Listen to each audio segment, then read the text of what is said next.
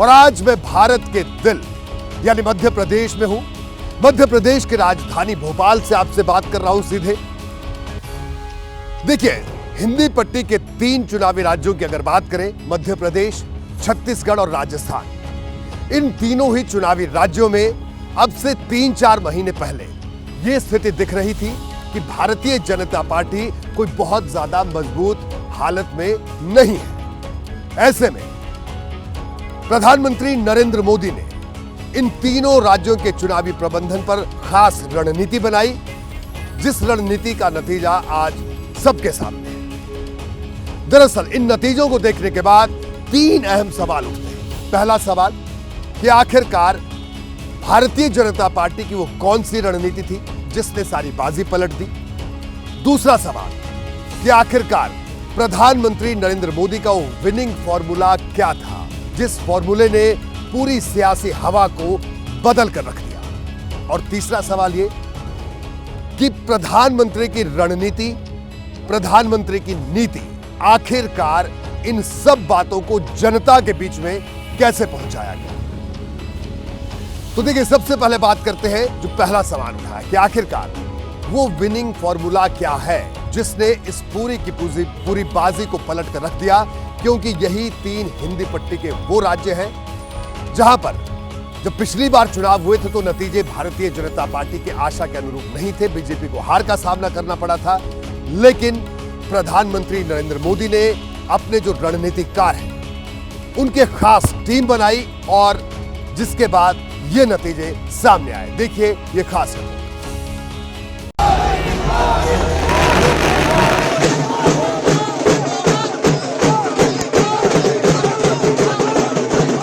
पूरी दुनिया में इन चुनाव परिणामों की गूंज सुनाई देगी।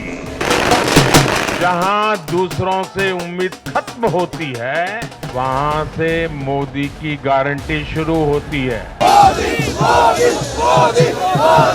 बड़ी जिम्मेदारी से कहना चाहता हूं, आपके सपने वो मेरा संकल्प है। आज की इस हैट्रिक ने 24 की हैट्रिक की गारंटी दे दी है। जनता से जीत का आशीर्वाद मिला तो राजस्थान, मध्य प्रदेश और छत्तीसगढ़ में कमल खिल गया। बीजेपी की इस जीत के सूत्रधार हैं प्रधानमंत्री नरेंद्र मोदी। बीजेपी को अगर जश्न का मौका मिला है तो इसकी वजह है नरेंद्र मोदी। मोदी की ताकत ने बीजेपी को जो जीत दिलाई है, हैरान कर दिया। क्योंकि जिन 3 राज्यों में बीजेपी को जीत मिली, वहां वोटिंग से पहले तक बीजेपी के हार के अनुमान जाहिर किए जा रहे थे। चुनावी पंडित मध्य प्रदेश में बीजेपी के खिलाफ एंटी इनकम्बेंसी की बात कर रहे थे और राजस्थान, छत्तीसगढ़ में कांग्रेस का पलड़ा भारी बताकर बीजेपी को खारिज कर रहे थे। लेकिन नतीजे आए तो सबकी बोलती बंद हो गई। बीजेपी को 3 राज्यों में एक तरफा जीत मिली और जीत का सेहरा बंधा प्रधानमंत्री नरेंद्र मोदी के सिर। सबसे बड़ा फैक्टर माने प्रधानमंत्री जी का कमिटमेंट है।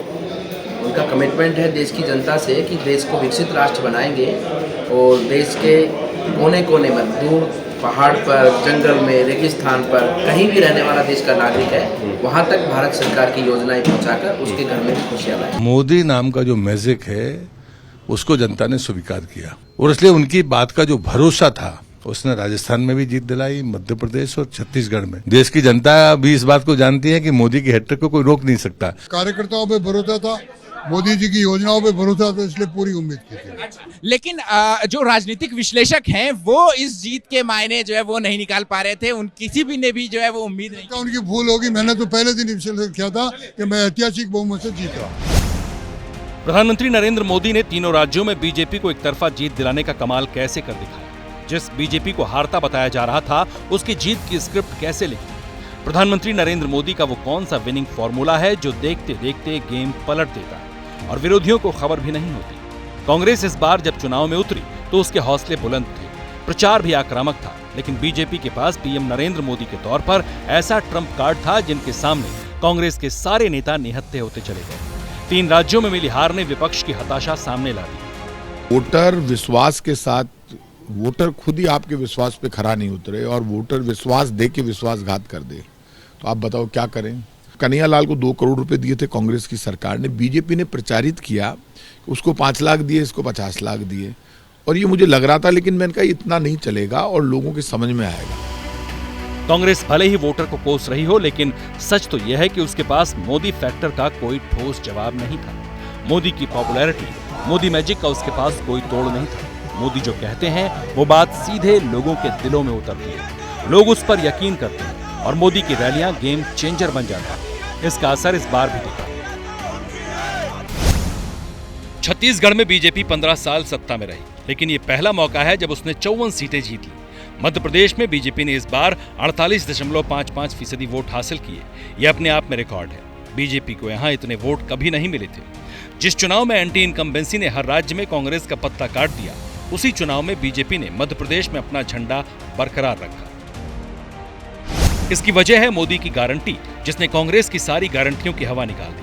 बीजेपी लोगों को यह समझाने में कामयाब रही कि कांग्रेस और दूसरी पार्टियां जिस तरह की योजनाओं का ऐलान कर रही हैं, वो मुफ्त की रेवड़ी है, जबकि बीजेपी सिर्फ योजनाएं नहीं ला रही, इंफ्रास्ट्रक्चर के डेवलपमेंट पर भी काम कर रही है। भारत का वोटर ये जानता है कि जब भारत आगे बढ़ता है तो राज्य आगे बढ़ता है, हर परिवार का जीवन बेहतर होता है। इसलिए वो बीजेपी को चुन रहा है, लगातार चुन रहा है। और कुछ लोग तो कह रहे हैं कि आज की इस हैट्रिक ने 24 की हैट्रिक की गारंटी दे दी है। 2014 में मोदी जब केंद्र की सत्ता में आए थे, तब वो लोकप्रियता की लहर पर सवार थे। जैसे जैसे वक्त गुजरा, इसमें इजाफा होता गया। 9.5 साल की सत्ता भी उनकी पॉपुलैरिटी पर कोई असर नहीं डाल सकी। इस बार के विधानसभा चुनाव में बीजेपी को मिली जीत भी इसी का प्रमाण है। जैसे ही घड़ी का काटा दोपहर 2:30 पे आए, बबीता जी का दिल सास बहू साजिश के लिए मचल जाए। और ये है इनकी बहू, पूरे दिन ऑफिस की टेंशन हो जाए गॉन जब ये करें अपना फेवरेट शो फ्री टाइम पे ऑन। इनकी तरह आप भी देखिए अपना फेवरेट शो अपने टाइम पर और डाउनलोड कीजिए एबीपी लाइव ऐप अपने स्मार्ट टीवी पर।